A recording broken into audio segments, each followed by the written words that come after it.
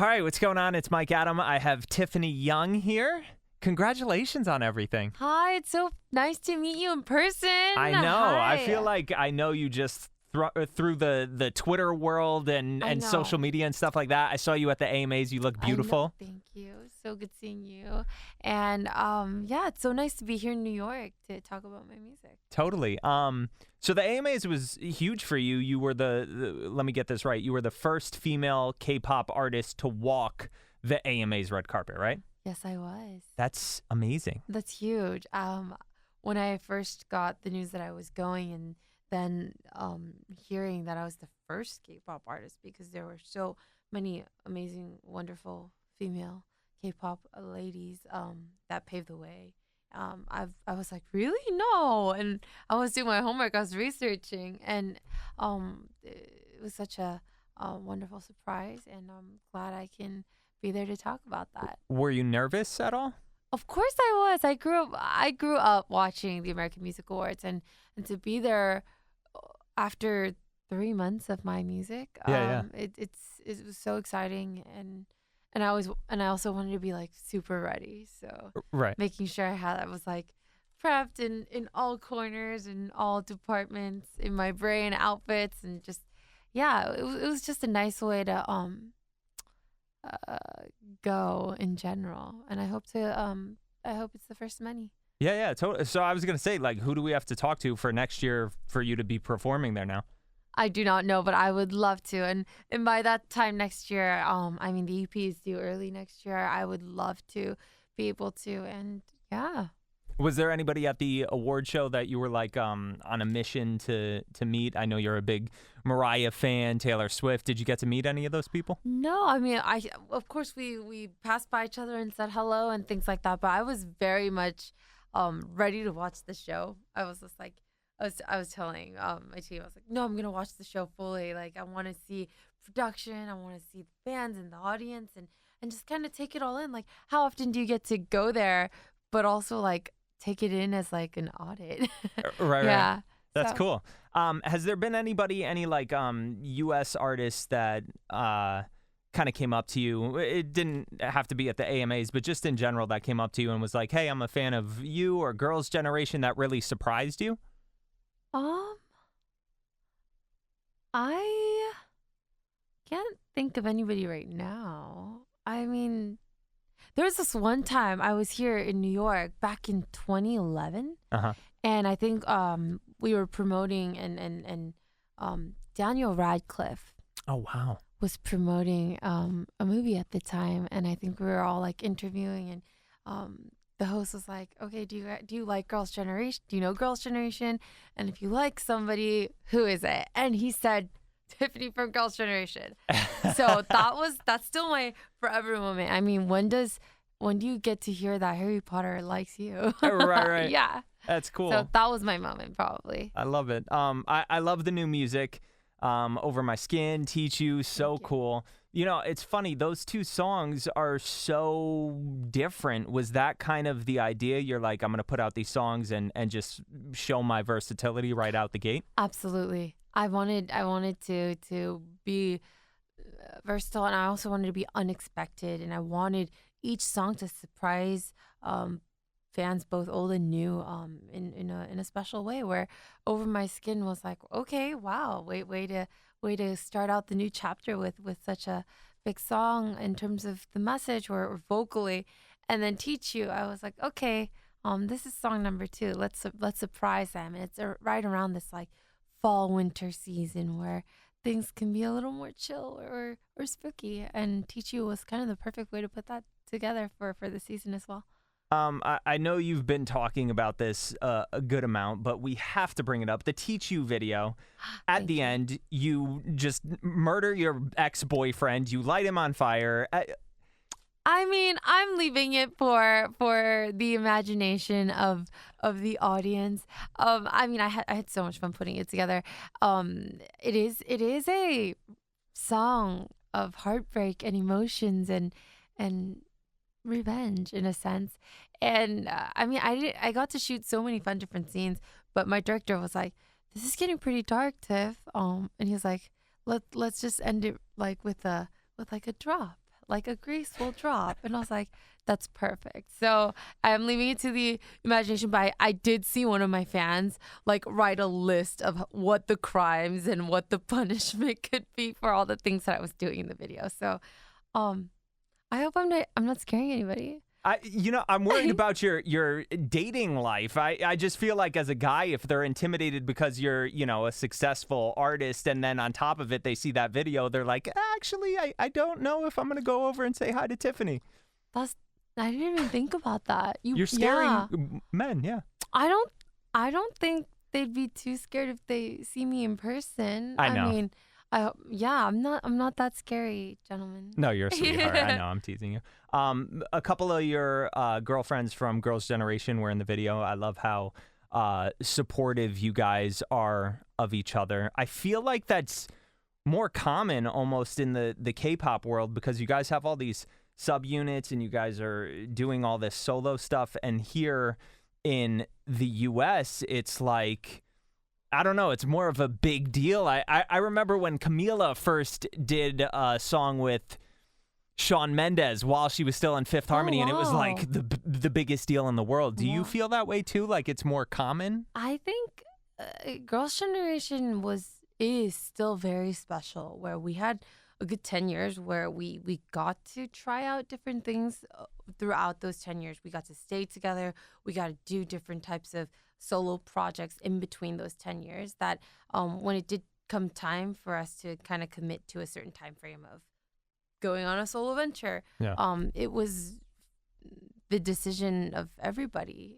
And it wasn't just like, oh, I'm going to go solo so you can do, in the sense, I mean, for me at least, it was all there. Like the 10 years, we had a solid 10 years of staying together. And I think right now, when the opportunity came of really kind of deciding for ourselves versus like because we were obligated to, or we're on a contract, we sat down and we're like, okay, as human beings, we know we're going to stay together forever. Right. We had that trust and support from each other. So it still is a surprising time for everybody, just amongst us and our fans. But for Girls' Generation, each of us doing our own thing and going solo wasn't as surprising, I guess, because there is that sense of trust with each other and with our fans. And it's always kind of surprising and unexpected. And I wasn't here and I remember watching Camila and the Shawn Mendes duet, and I guess I was taking it in a K-pop perspective, and I was just like, oh yeah, I guess everybody's trying out their solo things, and I'm learning. It's weird. It's different here because I feel like immediately then everybody was so nervous, like, oh my God, they're gonna break up, like, and the same happened with Zayn to a degree when he started wanting to like kind of express himself differently in a solo light. So I think every team is different. Sure. And I am coming back here, and it's only been a year, so I'm learning a lot of the group's history as well. And I mean, for me right now, I'm just continuously taking my time here, but still trying to keep in touch and keep up with all the girls as well. So with this EP, you're talking about early next year. Do you have like a title or date for it yet? I have a date.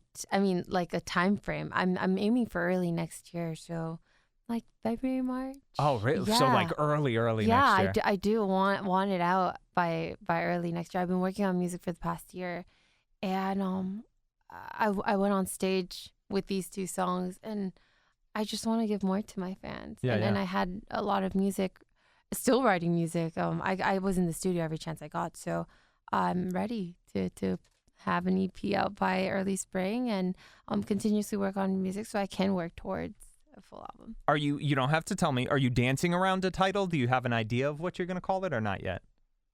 Not yet. Okay. Because there is a batch of music that I'm picking from. Right. Yes. How many have you recorded already, and how many's going to end up on the EP? I mean, I've done over like 20 songs. Oh my God. And I'm not saying they're all amazing. I only want to give like amazing songs, but I've just been constantly in the studio Yeah. or constantly writing and brainstorming on what to kind of, make it whole.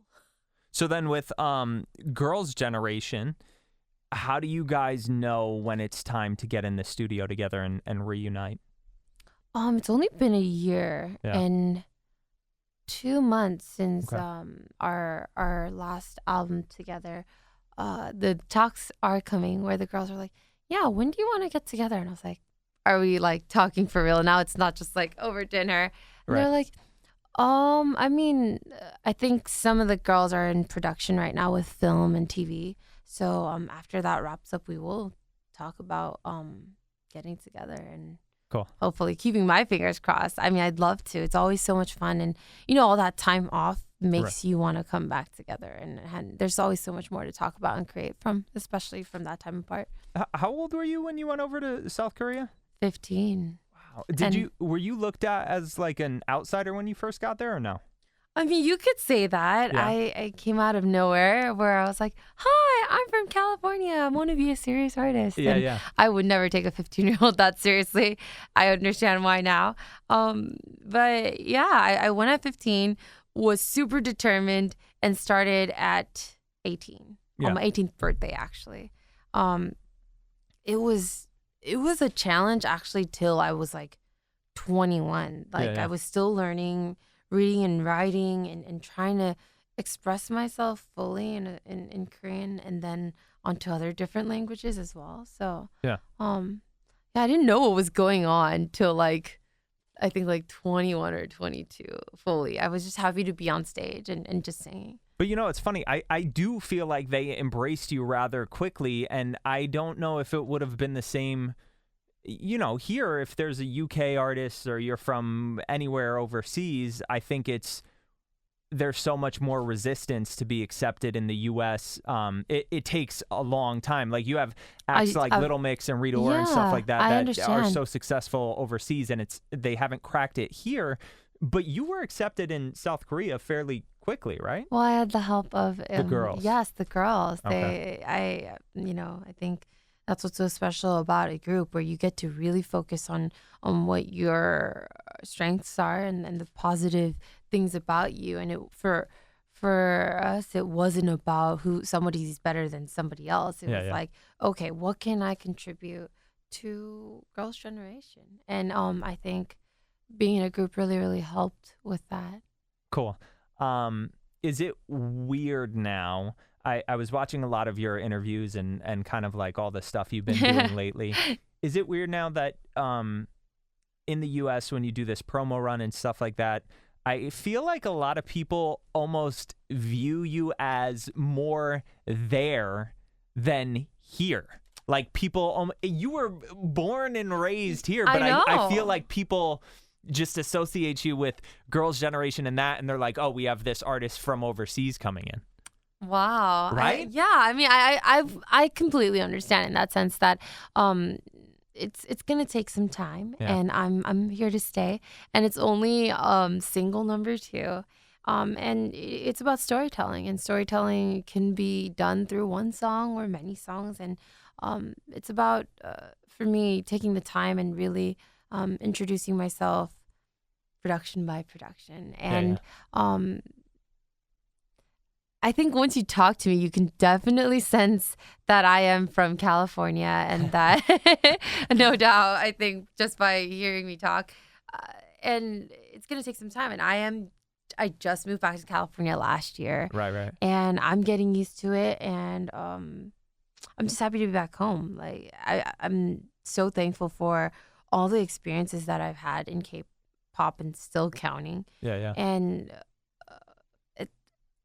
I'm like hearing you say what other people might be thinking, and I think it's really, really special that I get both sides. Totally. I think so too. And I think, I don't know, we'll see, but I think you might have more of an advantage to really break out here because you got to see kind of both sides of things, Yeah, I absolutely agree. My fans are so amazing. They've been supportive since the beginning, I just met one of my fans to play a trivia game, and she was like, I've been a fan since 2007. I was like, you've been there since the beginning. And she's like, and now you're coming to New York, and I live in New York. And it's just so amazing that I get to see my fans and grow with my fans in a new chapter. And I feel so lucky and blessed. And that's such a privilege. Girls' Generation is kind of like the OGs of Thank you. of the Thank K-pop you. group. Seriously, you guys have been around for a long time. So, how is it seeing what like Blackpink and BTS and these other groups are doing now? Have you had a chance to interact with any of them? Yeah. I mean, I've seen BTS, and their performances, and I do know V from BTS. So Yeah. it's amazing to see what they're doing, and K-pop is just forever growing and forever evolving, and it's all because the artists and the fans are just so amazing, and they just love music, and I think that's really kind of what everybody is feeling through it, that it's not like just another K-pop band, Right. that it is about the context and the quality and the production. And Blackpink, I didn't get to see them, but I loved all of their performances, and obviously because I know closely with directors and photographers and like magazines and hair and makeup artists, we're very familiar with our team. I love watching their videos one by one, especially because it's always fun to follow along a new artist, and I love watching all the new girl bands, and it's amazing. I'm so happy to watch all their amazing videos as well. I was gonna ask you, are you friends with Chris Wu? Do you know Chris at all, or? No, I mean, of course weren't you guys under the same management or something? Yeah. Okay.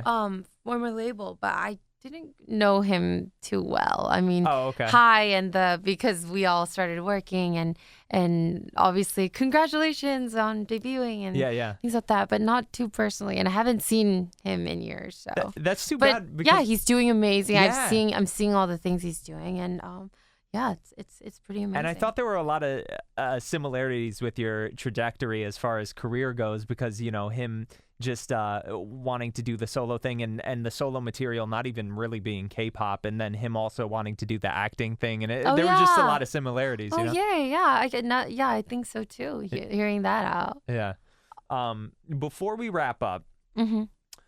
if you had a song that called for a rapper, who would be like the top 3 rappers you would really try and get on that song? Wow. Shoot high, whoever you want. We got the budget for it, whoever. Thank you. I'm a huge fan of Kendrick Lamar. Cool. You can't go wrong. Yeah. My fans know that too. I'm a huge fan of Kendrick Lamar and all his work. And another person that I am a fan of is Post Malone. Yes. I mean, everybody, and seeing him live the other night, I loved his recent album as well, and I'm like, there's so many I love. Lastly, Drake. I mean, good list. Thank you. Very good. I was nervous, but yes, I was also thinking like A$AP Rocky, because his fashion, his music. I see things so visually, and yeah. I named 4. You're like, A$AP would be great for the music video. I know. No, all 4 gentlemen are their fashion and their music and what they're writing, their lyrics, and I'm such a fan of all 4 artists. I need 4. Man, thank you for stopping by. I'm so excited for everything that's coming up for you. I appreciate you coming in. Thank you so much for having me. It's so nice to be here in New York with you, and this is my second single, so hopefully more to come, and hopefully my fans will be just as excited for the EP.